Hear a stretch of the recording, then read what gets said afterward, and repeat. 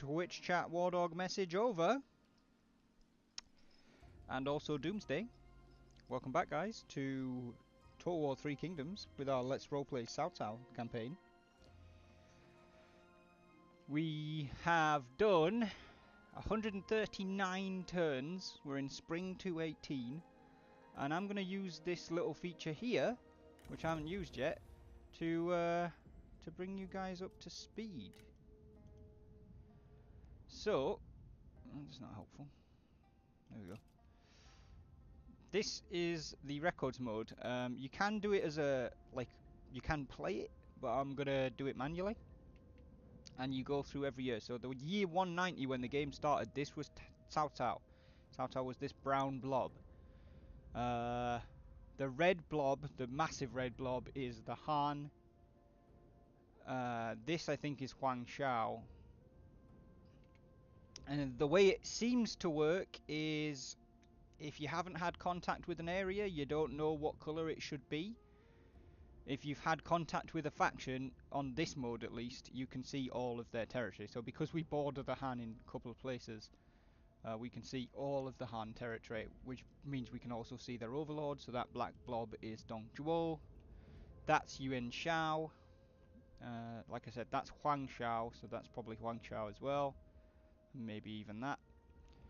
So in the year 191, which, don't forget, a year is 5 turns. The change for us, there was no change. We didn't actually take anything in the first year, apparently. Oh, I know what it is. It's because you only start with one province in the year 190. But we'd taken the second, what province? City. We'd taken the livestock farm before the end of the year 190. So it's just like looking at the end of the year. So you actually only start with this one, and we took this in the first 2 turns, I think. But then, for the year 191, we didn't capture anything. Not 100% sure on who all the different colours are coming and going, but you can see them coming and going. For 192, come on, there we go. So, in 192, we moved south and captured Yangzhou's livestock farm, I think that is. In 193, we bargained with Kongzhou, who had ended up with, even though that's blue there, at one point in the year 192, Kongzhou, this yellow one, grabbed that, and I immediately traded him a bunch of stuff for it. So we had it by 193. We didn't grow in 194, but you can see the colours starting to come together and keep moving. That green blob I know for a fact is Tao Chen. That blue one there I think is Wang Long.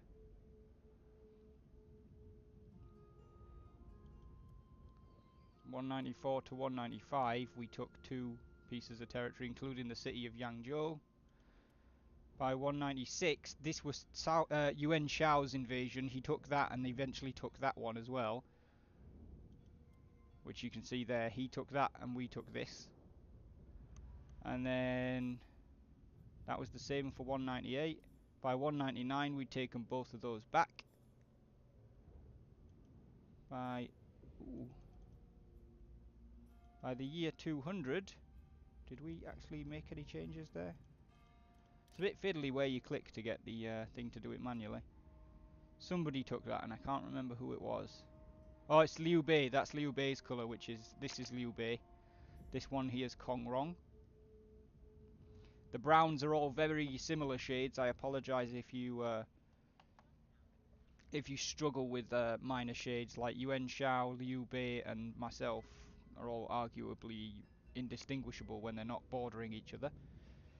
But that was the case for the first 10 years. We ended up with this.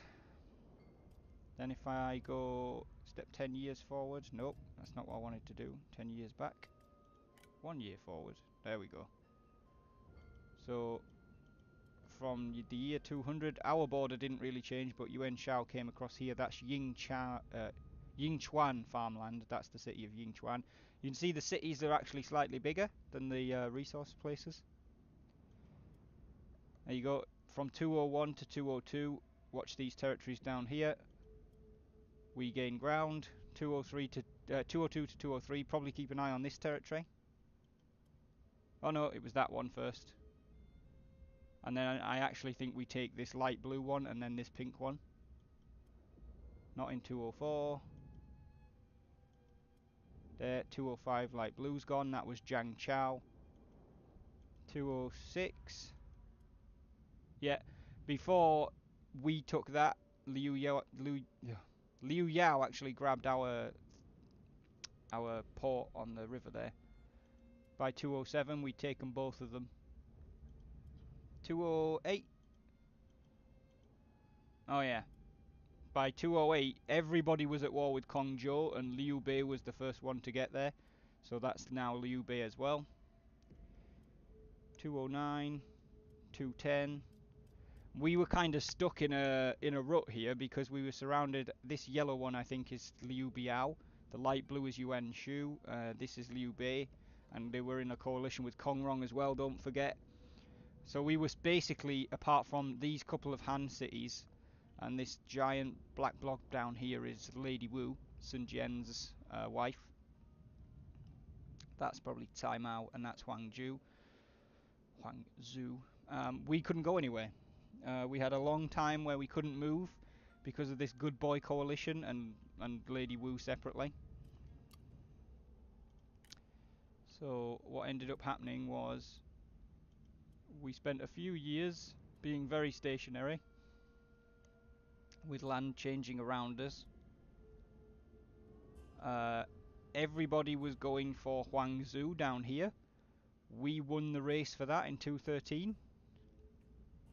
And then at some point Liu Bei gets kicked out of the coalition of good boys, which might be there because he starts taking territory off Yuan Shu. So 214, 215.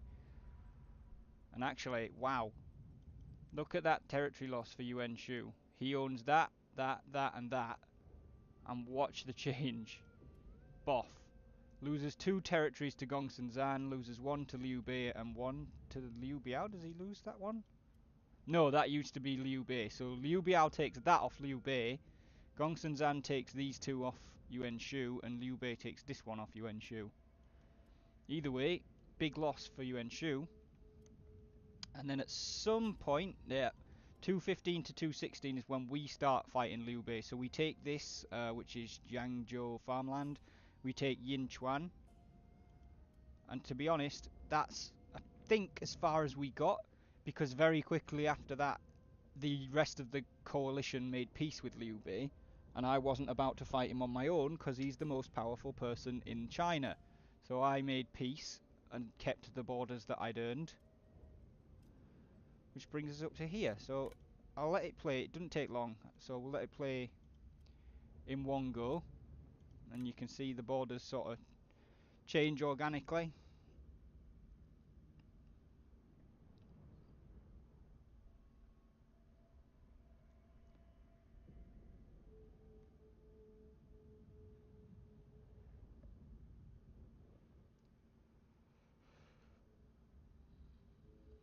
So you can see we're kind of securing much of the central plains, but we still have big issues with the fact, there's the final stage. We still have big issues with the fact that most people are in a coalition. Gongsun Zan here, the white one, is vassal to Liu Bei, which is the off-brown one here, except for these which are Kongrong. That, I believe, is Zhongjiang. She's still alive. This, I think, is Lu Bu, who's taken over from Dongmin. Not quite sure. That's probably Marteng, but I don't know. So we've got Wu in the south. Lady Wu, who is pretty damn powerful, but is friends with us right now. We've got the good boy coalition of Liu Biao in yellow, Yuan Shu in blue, Kongrong in off orange. They more or less like us, and then we've got the power block of Liu Bei and his vassal Gongsun Zan, and then there's us just stuck in the middle. We also can't take these last 2 Han territories because at one point Kongrong sailed down the Yellow River, grabbed Chang'an and rescued the Emperor Chen. So the Han is his vassal now, not Lu Bu's. So they made peace with us and we can't attack them without upsetting Kongrong, which would upset Yuan Shu and Liu Biao, and we don't want that. So that is how our first 16-hour stream of Cao Cao went on Thursday, on launch day. And that is the situation that we find ourselves in now. If we have a quick look at attitude, you can see that most people actually quite like us. Gongsun Zan's not a fan. Lu Bu really isn't. The Han, not a fan either. And Liu Bei, with the Kingdom of Shu Han, he's kind of on the fence about us. But everybody else... Oh yeah, Liu Biao actually died at some point and Liu Song took over. But everybody else, pretty much alright with us right now. Diplomatic status for us, we're in a alliance or a coalition with Lady Wu, one or the other. Oh yeah, we can only see other people's in diplomatic mode. So we'll go here, we'll go to diplomatic. Liu Bei, you can see, vassalized Gongsun Zan, he's at war with Zhenjiang. Zhenjiang, not a fan of anybody, really. Or at least she's at war with most people. No, that's not Liu Cong. That's Liu Cong. Liu Cong is friends with the Duchy of Qi, but apparently not with Yuan Shu. Did they... He's only allied with Duchy of Qi. Yuan Shu is not allied with anyone now. Wow. Okay. Oh, Yuan Shu's become Wu's vassal. Yeah. That was a relatively recent development. He got vassalized because he's only got 2 settlements left. The Duchy of Wu, pretty strong. I've mainly been worried about Liu Bei and like his coalition, but maybe I need to start paying some attention to Wu as well, because they're pretty darn powerful. The Han are... Wait a minute.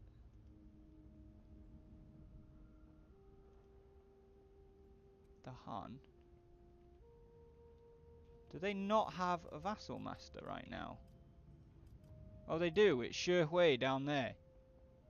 How the hell did he get them? Oh, right, because when Liu Bei declared himself emperor, Emperor Chen abdicated, which releases the Han. They're no longer anybody's vassal, and they apparently decided to jump on Xiahou. Interesting. How big are they? They're pretty fractured. They've got a nice section in the south. If we could vassalize them, I mean, we could take those 2 eventually.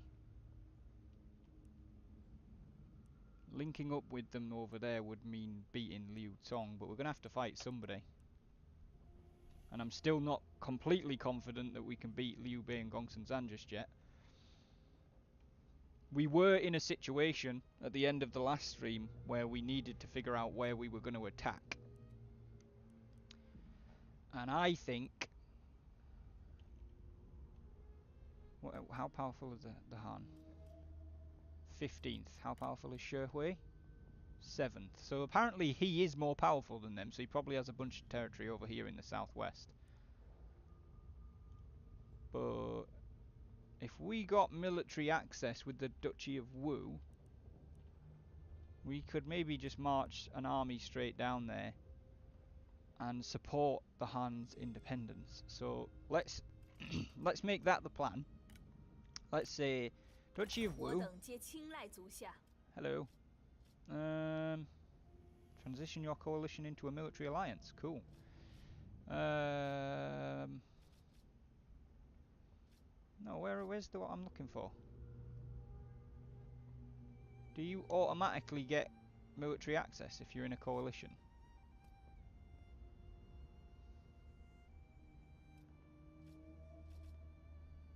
It's not anything to do with vassals.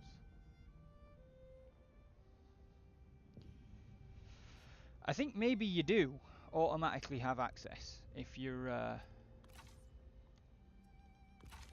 in a military alliance. In which case, the only thing we really need to do is finish building our armies, because at the end of the war with Shu Han, we are in 218. Cao Cao is Apparently not there. He's there somewhere. There you go. Cao Cao is 62. Xiahou is 61. Xiahou Yuan is 55. So rather than waiting for them to die, and this might be the wrong way to play it, maybe you should just keep fighting with them until they die and you can swap their retinue to somebody new. But rather than waiting for the old guys to die, the really good guys, I've decided to kind of retire them. So Xiahou Yuan is an administrator, which means he's backing up somewhere. I think it's Yingchuan. No, it's not. Where is he backing up?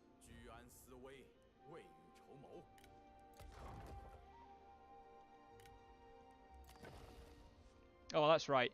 Xiahou Yuan is the administrator of Yangzhou, kind of helping to defend the southern end of our little piece of land. And Xiahou has been appointed the Grand Commandant, and Cao Cao's just putting his feet up at court.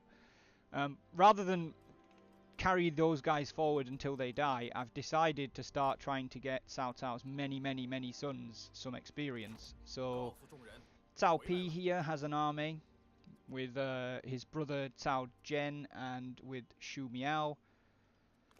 Cao Wei here has an army with a little force with Wei Zhen Xiang. We've got Cao Ang, I believe, over here. Yeah, he's not leading the army. Shu Yu is, but him and Xiahou Ba are protecting the east, and then we've got an army in the south, which is led by Dong Shi with Cao Shun and Shentu Lanyang. So I'm trying to get Cao Cao's boys some experience, but building up 4 armies in the place of 2 is a little bit costly. So we haven't excuse me, I'm not quite awake. We haven't fully completed doing it yet. We should probably... Let's pick which one's going to go. So Cao Pi is the heir, despite being the second oldest. Cao Ang is the oldest. He's 40. So I feel like... Is Cao Ang the one over there? Yes, he is. And he's got a full army. With Xiahou Ba and Shu Yo. Shu Yo is very old, but... I put him in there in a roleplay sense. He's like advising Cao Ang. For now he's leading, but at some point we'll promote Cao Ang to be in charge. So what we'll do is we will stick Cao Ang in March.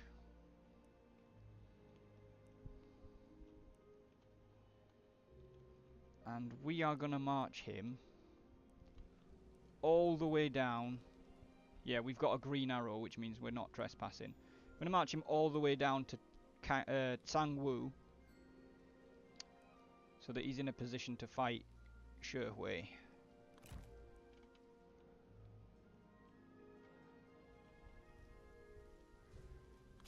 Then what we'll do is we'll put Dong Shi's army where Cao Ang was, on the border with Shu Han. Because the southern border is probably more secure than the eastern border. Right, cool. So the plan is send Cao Ang down here. When we get there, support the Han's independence against Xiahou, fight him, liberate the Han, and then maybe vassalize them. Because the Han want an overlord. Like, once Emperor Shen's gone, they will just keep jumping on anybody that will have them. As you can tell, because they're with Xiahou. Right.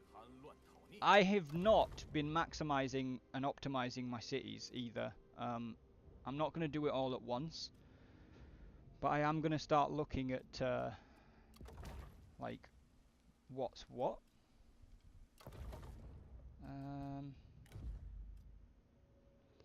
I feel like Chen does need an administration office because it eventually leads into a palace. Those are government buildings. Right, what's this? Currency Inspector's Office. Reduces corruption, which is fine. So we've probably got a fair bit of it. Yeah, we do. An academy is also fine. Having a military camp here is fine, but labour conscription housing only improves pop growth, and we're at the cap anyway. So we're going to take that, we're going to demolish that, and then next turn we're going to look at putting in the first stage of the administration office chain. Actually, that was a bit silly. Let's double check what the first reform we're going to need is, because at some point one of these buildings, there you go, requires regular palace attendance. So let's push for that reform.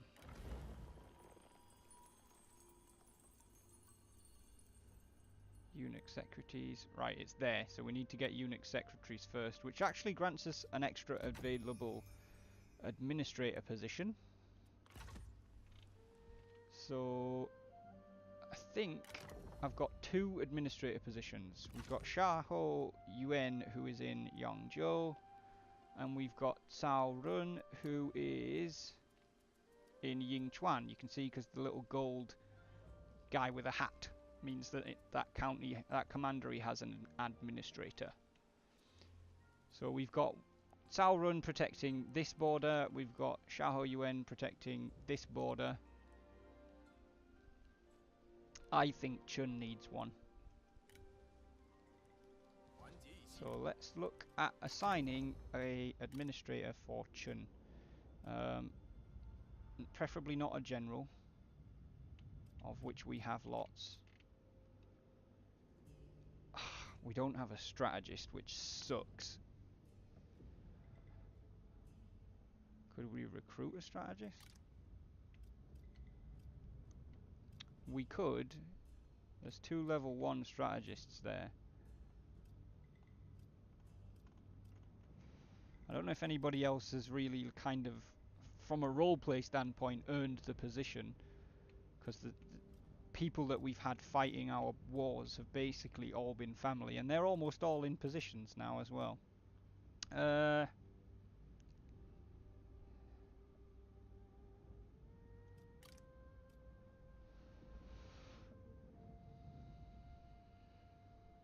Income from commerce. Silk and spice would be irrelevant, but income from commerce.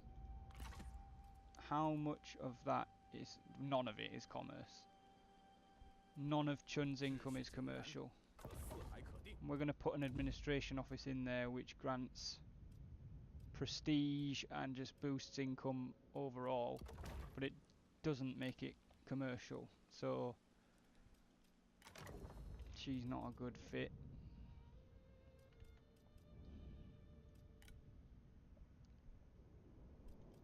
Yuan Fong served with Wu for a little while.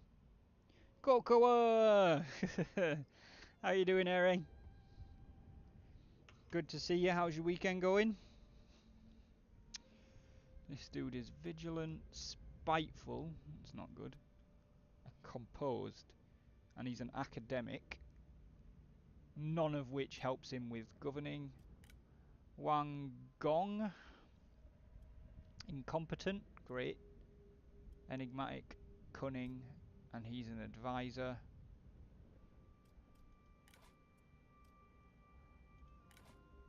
He's 24. How old's he's 36.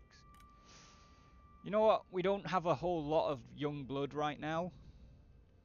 So I'm going to employ Wang Gong.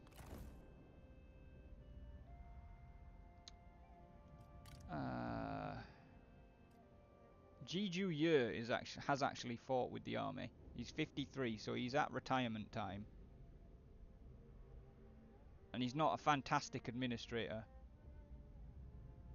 But I think we'll give it to him for now, from a roleplay standpoint. Chen. And then we'll start using Wang Gong to do assignments, which I also have not been making the most of in this Cao Cao playthrough. So he can only do stimulate markets, which improves commerce, silk and spice, which, as we've established, is pointless in Chen, because it doesn't have any commerce income. However, Guanling has a stack load. Does anybody have more than Guanling? 725. 896. Nope.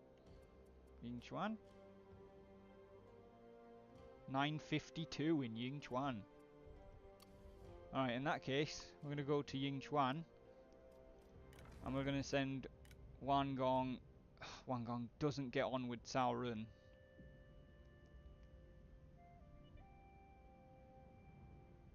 Alright, what was the other one that had a lot of it? It was Guanling. Wait a minute, was that 986? Oh, that's the best one anyway. Not 896, 986. So send Wan Gong over there. We actually have loads of these that we could have been doing. And I just haven't done them because I'm an idiot.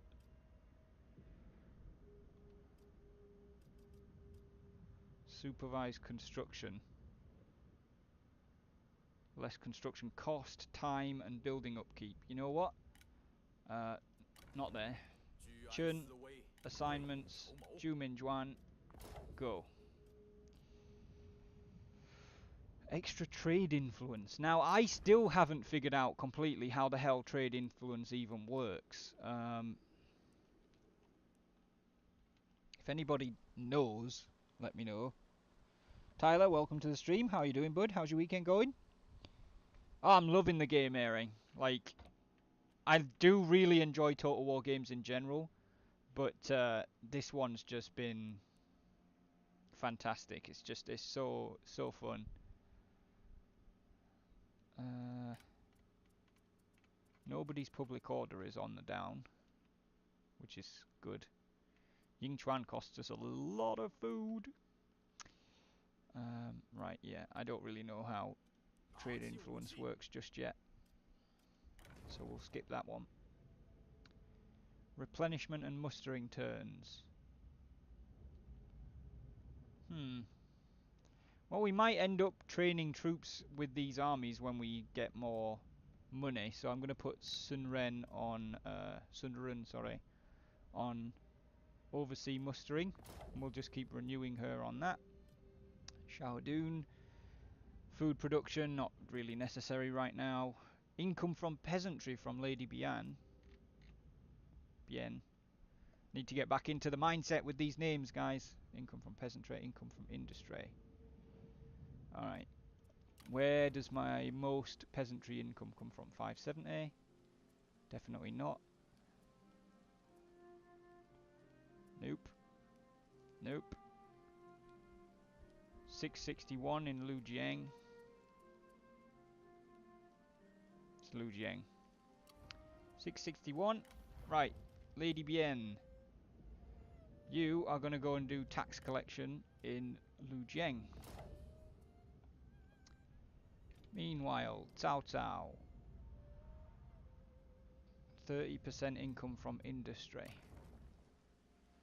Do I have like an industry centre? 520 in Jiangsha.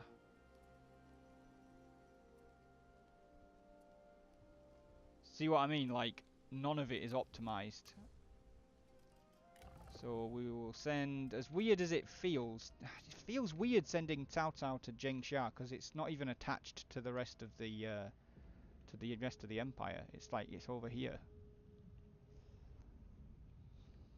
I don't want to do that, just for roleplay. I don't want to send him down there.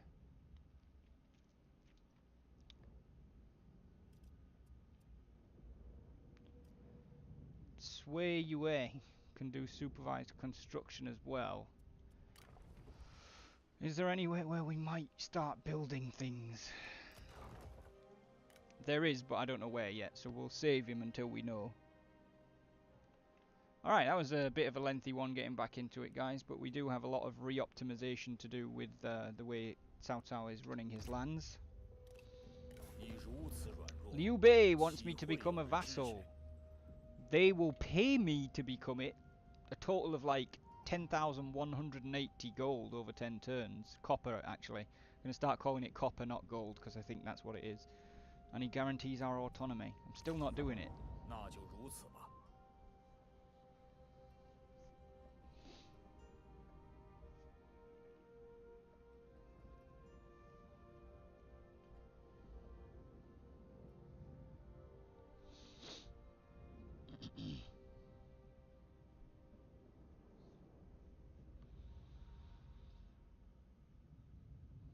Han Xin's doing something.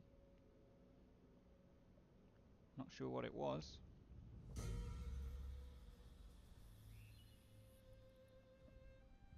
Alright. Cao Shun has gained philanthropic. Excellent. Han Xin has joined Lubu's coalition. Living in harmony. A loyal friend is as the mountains, unwavering before any adversity. Find a friend whose loyalty you never need question and you will never worry. You see a kinship forming between two that you know will be stalwart and true, and are heartened by it.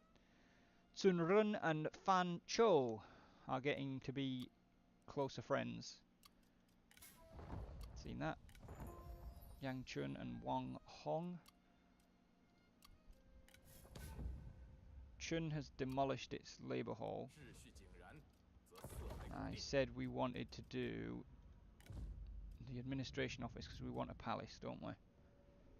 So it gives us +5 prestige and improves income from all sources by 10%. It also makes economic building construction cheaper, which is those ones that we don't particularly have. Although no, we have a currency inspector's office.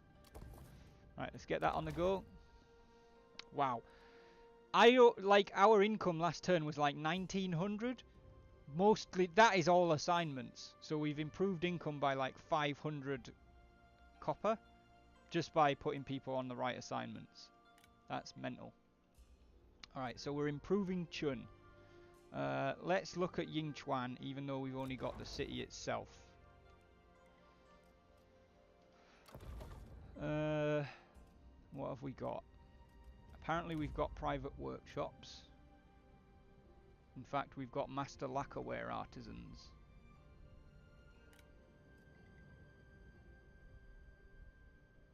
It improves income from commerce and industry. But how much income does it make from... It doesn't make any from industry. It makes lots from peasantry. Or it makes a substantial chunk from peasantry anyway.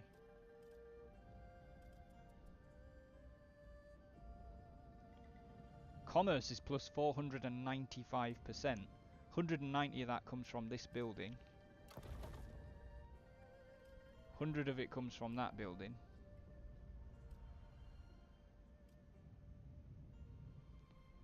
%75% of it comes from that one.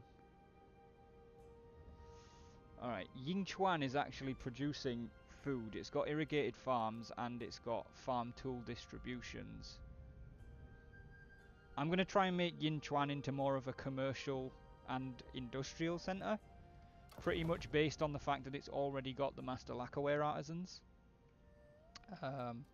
So these buildings need to go. We might as well get rid of the farm tool distribution one first, because it gives plus 100% food production, but it doesn't actually produce its own food. So if we chopped the irrigated farms out first, then this would become useless. So we'll get rid of this, but I need to decide what we're replacing it with. We've currently got those. Economic buildings. What do the top end of these do? 500 income from industry. That's nice. Right, what have we got? We've got an inn, we've got a marketplace. We don't really need schools in this one. What does government support do? Supports in peasantry and stuff, so we're not doing that one. We apparently have military infrastructure in here, which, to be honest, we might want to keep because it is a frontline settlement. So I think we get rid of the farm tool distribution and we put in some state workshops. So get rid of that, please. And we will build next turn. We need 1,000 gold, copper. Call it copper. Okay, let's proceed. Out of curiosity, if you ran a pen and paper game over Roll20 or tabletop sim, would I be down for playing it? I have done pen pen and paper D&D and I've done online D&D on Roll20.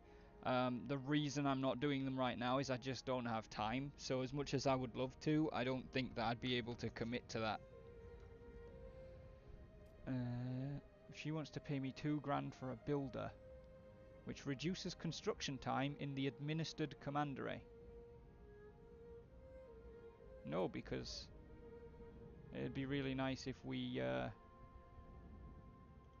had that on somebody else that we needed it on. I'm thinking maybe Cao Ren for Yingchuan. See what I mean? Like, I haven't managed my assignments, I haven't managed my cities properly, I haven't managed my reforms or ancillaries. I don't even know how I got this far in the Cao Cao game on Thursday. I appreciate the offer, mate, and if I had more time I'd definitely be interested, but I feel like I'd be wasting your time at the minute. Duchy of Yuan and the Kingdom of Shu Han have gone to war with Lu Bu.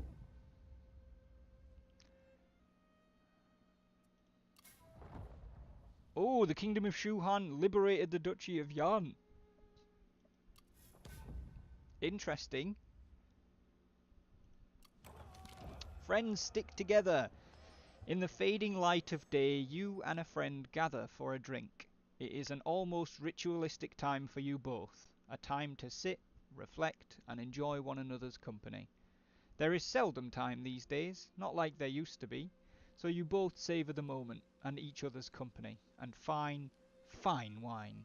And excellent, it was Cao Cao and Lady Bian, so his wife. Love it. Buildings, right. We've demolished something in Yingchuan, but before we actually get to building that, I want to find Cao Ren. He has a diviner, which improves morale when commanding, which you're no longer doing, so let's give you a builder, which actually will nudge your expertise higher, which also reduces construction cost.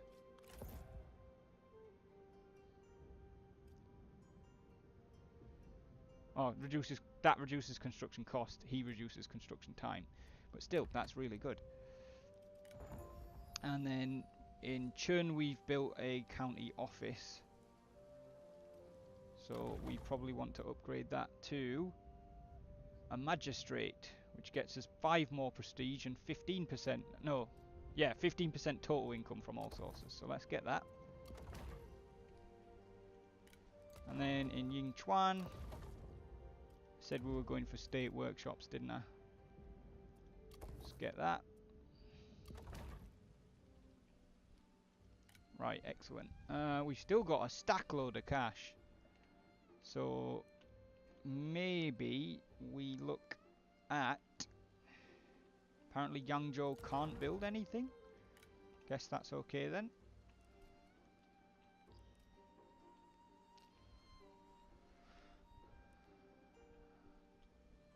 Guangling City, Jianye City and Lujiang City can all build things, but I don't really know what to do with them.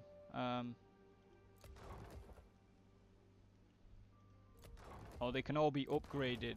Well, Guangling can't, but Jianye and Lujiang can be upgraded. But that would cost us a lot more food, so I'm not sure I'm ready to do that just yet. Right. Guangling, you have a farmland and a trade port. So that's food production and commerce that we should probably be supporting. Extra trade influence and extra income from commerce, that's good. Commerce again, and that's doing public order, which is probably necessary right now.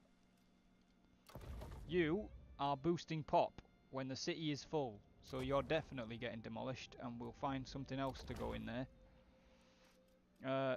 Juye has leveled up. He is the administrator of Chen, so do any of these improve things when he's administering? Yeah, that improves industry, but how much income from industry does Chen actually have? A little bit. Go on then, we'll improve that. We'll give him intuition. Understanding cannot be taught, only felt instinctively. And I believe there's another officer that's leveled up as well. Xiahou is leveled up again. He's not happy.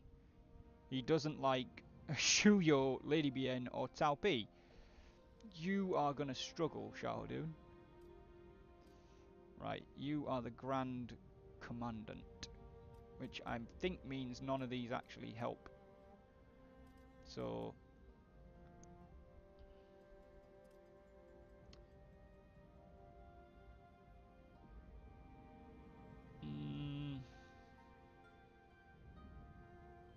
yeah, nothing particularly helps him.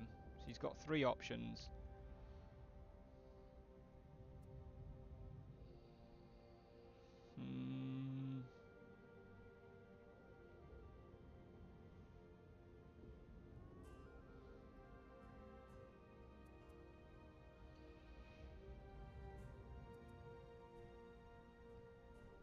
Let's give him Guile from a roleplay standpoint, because he's getting old, so Reach and Vengeance feel like they might be a little bit out of it for him.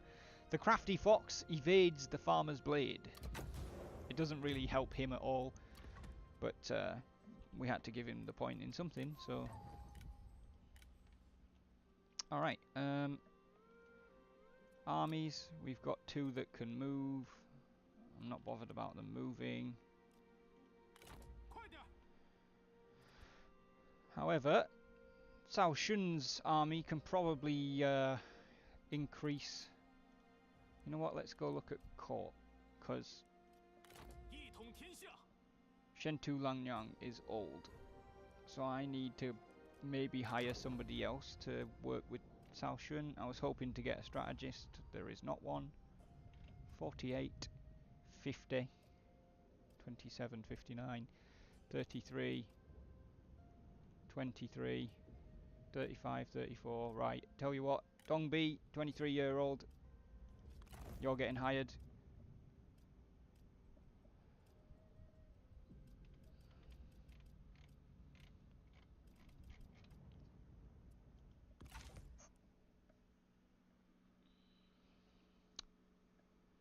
Okay, let's recruit some extra units for Cao Shun's army. Dongxi currently has Tiger and Leopard Cav and Mounted Lancer Militia. Let's get him another unit of Tiger and Leopard Cav, which pretty much demolishes the money we had. And we'll also stick him in camp on that river crossing, which allegedly Cao Ang's army, it will move on its own, it's fine.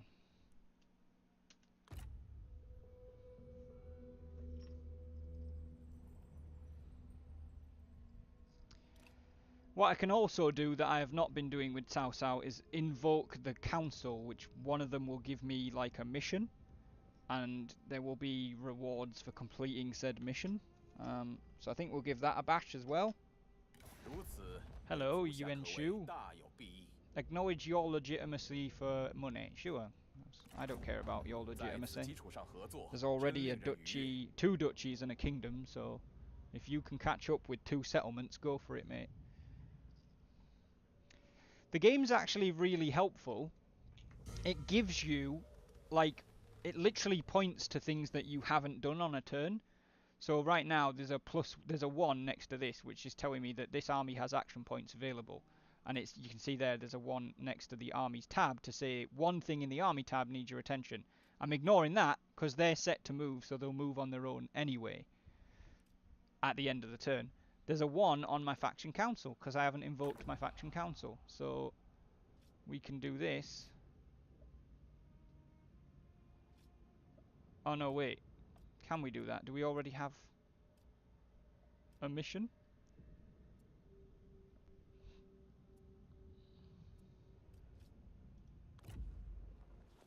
No, we've completed that. We can invoke the council. So it's kind of random whichever one steps up. We've got strong economy. Our treasury grows with each wise decision you make. It is now. By providing more storage space for food, the people stand a greater chance of surviving the hard times. Construct a building from the grain storage chain. That will improve Xiahou's satisfaction, and it will boost support from peasantry for 5 turns. With some pop growth and satisfaction for all champions. Oh, they all give you one. Okay, I didn't know that. Xiahou gives me overpopulation, which means he wants me to grow a city. He always wants me to grow a city. It gets support from merchants, which makes strategists happy and improves income from commerce. And Lady Bian also wants me to do that. That's cool. So doing 1 city upgrade will get me 2. Satisfaction for commanders, obviously, because it seems whatever they are, you make all of their type happy. And income from peasantry faction-wide, that's quite nice. Alright, well, we're not going to rush to do them, we'll just let them happen organically. I find that's the best way to do it. We've got 6 cities right now. That's basically, the number is saying something to do with this city. And as you can see, construction available, which also is indicated by this massive arrow. But I'm focusing on certain cities first. Chen can't build anything, so I'm going to default back to Yingchuan, where we built the state workshop. Now, I need to decide which building to improve first. Does Yingchuan have any problems with public order? It doesn't. But it's only on the cusp, whereas this, if we upgrade the patrols to guard posts, we'll get +2 further public order. And actually +5 military supplies in adjacent commanderies that we don't particularly need. But that's fine. And then what I want to do is decide which path I'm going to be going down in terms of the final building. So that fortified garrison gives military supplies, public order and reserve capacity. The strategic fortress gives 2 less public order, 10 more military supplies, and actually takes 10 military supplies off enemy armies in the commandery. And the White Horse Fellows raiding parties. Jesus. It requires horses, 10 public order, starting rank for cavalry units commandery wide. Military supplies for adjacent commanderies is the same as the fortress, but denied military supplies for the enemies is actually quite significant. I think I'd rather have the extra... Wait a minute, is the garrison different? No, it looks like they're the same. I think I'd rather have the more public order. Military supplies in adjacent commanderies. Oh no, but that would that mean in enemy adjacent commanderies as well? Because then that would basically be facilitating. It must do, because they're adjacent. So it would facilitate my invasion north if I come to do one. Both of those would be the same on that. Alright, in that case, I think what we'll do is we'll go down this side, and then when we get to the 5th one, we'll make a decision. So, we have all the required text to do it. Excellent, right. So, Yingchuan is off building something again. What the hell is this? Oh, these are the missions. That's fine. Cao Ang has gained the trait ascetic. Never indulging in excess. This one's watchword is moderation. Hopefully that hasn't changed his relation with anybody in his army. It kinda has. He likes neither of them. Well, that's not good. Oh, poo. We probably need to resolve that. Although they're well on their way by now, aren't they? Yeah, they're out of our I suppose we could stop them in Jiangxia, but it's not ideal. It's not really designed for training troops. Chen Commandery gives them like level 6 troops at from the start.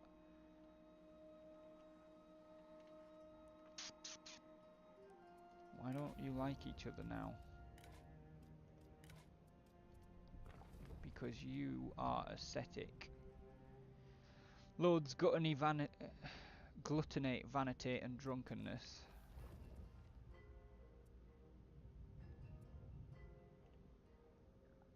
Indulges vanity, accepts drunkenness. It's because he's tolerant.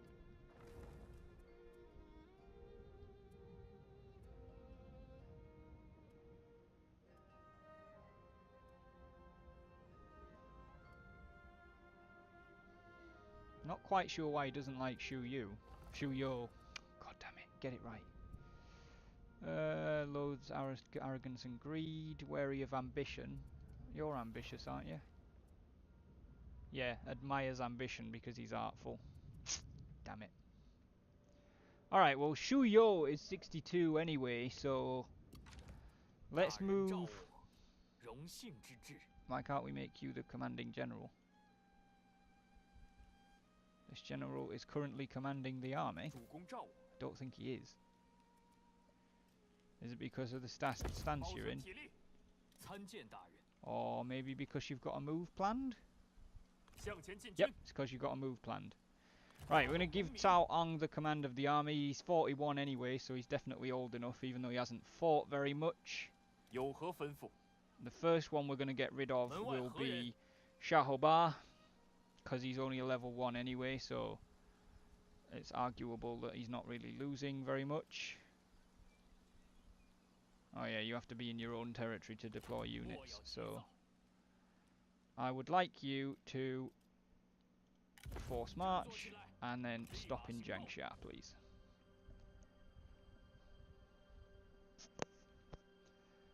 Right. Cities that still have cash. Chen is building, Yingchuan is building, Yangzhou can't build anything. What were we looking at before? Was it Guangling? Yeah, we've created some space in Guangling. So I said we need to focus on commerce and maybe supporting food production. We don't need schools.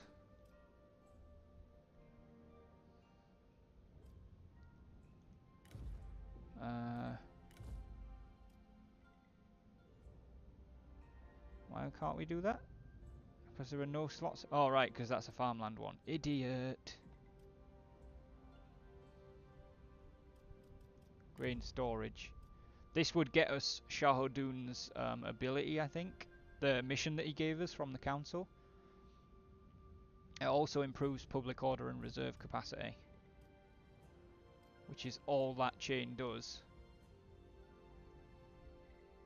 But the public order in here is not fantastic because of overpopulation, so it's not a bad idea, I don't think.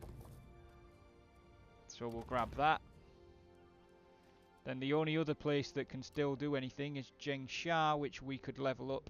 It's currently a large town, but I am quite happy for it to stay there for now. So, yeah, we've seen that. Character developments. Rao Zhong, Han Yi, and Lu Gong are available to recruit. Who the hell is Lu Gong? He's 55. 33. 33 and a tax collector.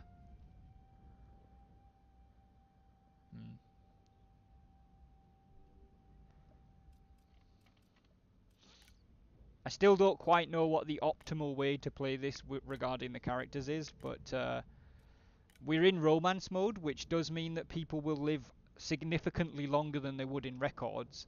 But for me, from a half roleplay perspective, and also just because relying on people that could drop dead of old age at any point is not a smart plan, I want to start pushing the younger guys up through the ranks and getting them some experience, so that when Cao Cao and Xiahou and Xiahou Yuan die, we're not left with a bunch of level 1s going, oh crap. It doesn't mean if we're in an emergency that I won't form an army with the guys that are great. It just means, as standard, I don't want to be using them to do stuff. Right, that's fine. Qiguan P, who's my spy with Liu Song, has managed to get himself into a government position. So let's take a look at that. We've got active spies that we could put somewhere, but I have a spy with Liu Chong. Excellent. I want to click discredit character, mostly because I want to see who he's got.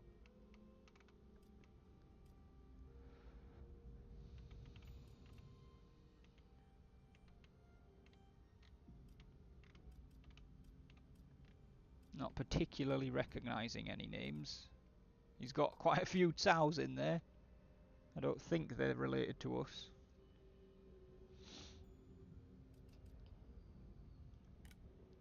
Chen. Is there any way we can see like how old he is? Because he's a legendary character and he's very dissatisfied, which means we could possibly push him out of the faction. Wait a minute, Cao Hong? Alright, I'm discrediting Cao Hong for two reasons. Number one, he's very close to the bottom, which if we discredit him enough, he will leave the faction. I did that with Xiahou to get him in the first place. But also because it's Cao Hong, and Cao Cao has an uncle called Cao Hong, who is quite important in the romance novels, but I thought wasn't in the game, and I want to check if he's about old enough to be the right Cao Hong. Mind your motives. As your spy persists in the subtle discrediting of their mark, a rival courtier becomes increasingly suspicious of their motives. Foul play is afoot and they are challenged in private. The rival was foolish to come alone. Your undercover network would have no difficulty hiding the body afterwards. Commit. Successfully lowered. Excellent.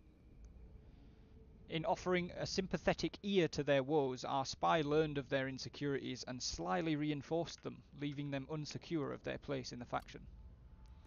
Cool. And I don't have any characters that are actually in my court that can spy. These are the only three that would, but they're all currently doing something, like being a general or an administrator or on assignment or something, so you can't send them out.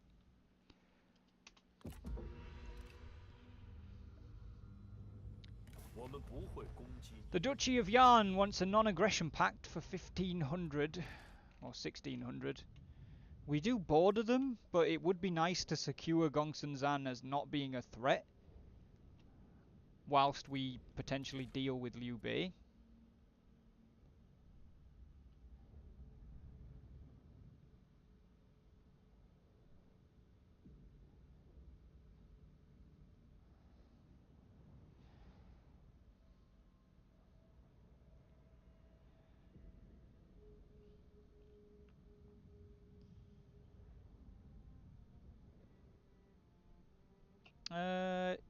You know what? I'll go for it. It's only a non-aggression pact.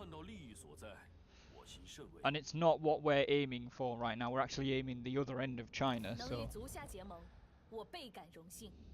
The Duchy of Wu want to invite the Duchy of Yan into our coalition. Yeah, let's go for it. Damn it. Oh well, hopefully that made her happy because we agreed with her.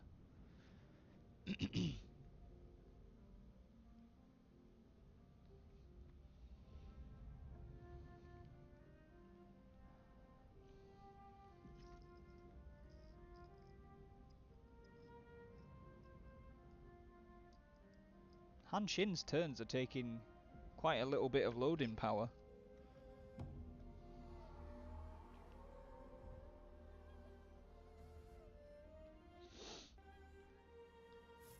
Lu Bu signed a peace treaty with Liu Cong. We've managed to do Xiahou Dun's strong economy mission, which means 5 turns of +5 pop growth everywhere, and 5 turns of +5 satisfaction for champions. And also +10 satisfaction for Xiahou Dun for the next 10 turns, so the next 2 years. So he's going to be super happy with us. Right, buildings. We've built Magistrate in Chen. Let's prioritise Chen over everything else. I don't want those two. I want to get a palace eventually. You can only construct the palace once in the entire faction, And I think it should be in our capital. So we're going to move up to Secretariat of the Commandery. Plus 15 prestige and plus 20 income from all sources. I don't know if that's faction wide or in the commandery. Not sure.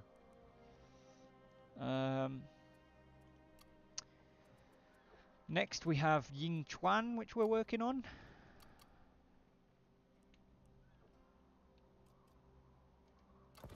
We will bring the state workshops up to level 2, which gives us an extra 100 income from industry. And then Guangling. We've got a Confucian shrine in Guangling, which all they do is focus on public order. Well, they give you an economic buildings construction reduction as well, cost reduction, which is these ones, which we don't have in there.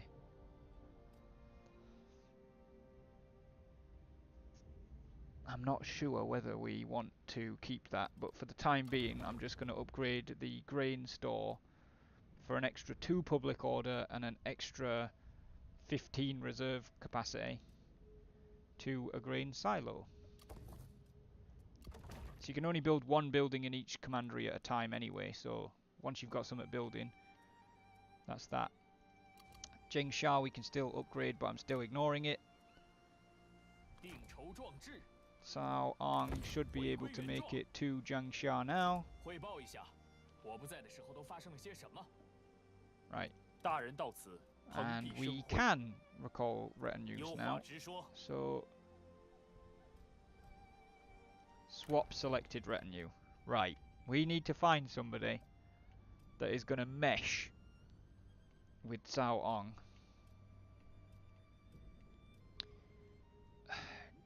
He does like Juye, but Juye is 54. So I don't really want to do that. He would mesh with Xiahou. Xiahou would not mesh with Xiahou, but Xiahou's probably leaving the army as well, so we could give him a sentinel. But we do need probably some kind of vanguard, because we need a cavalry commander.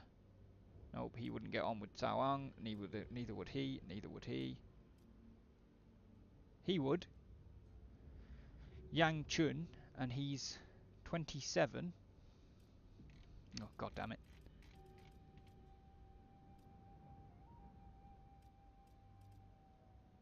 You know what? We'll swap him for Yangzhou.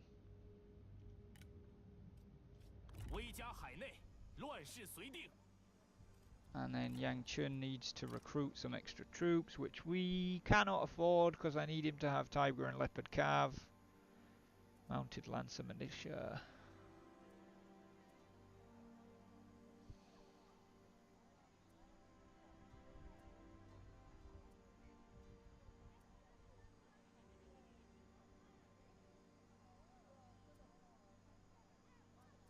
Okay. Well, knock that recruitment on the head for the time being. Seen that. Know about that. That's fine. So is that. Spies? Undercover network. Oh, hang on. Somebody's been promoted. Sun Run, rather. I'm not really sure what I'm doing with her right now, so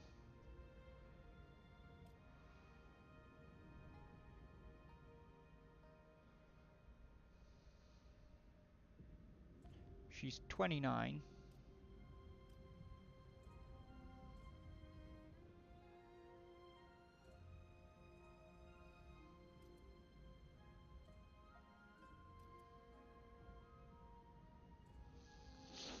I think I'll give her clarity for the plus 50% line of sight. It will also boost her authority, which would improve her retinue morale if she ends up with a retinue.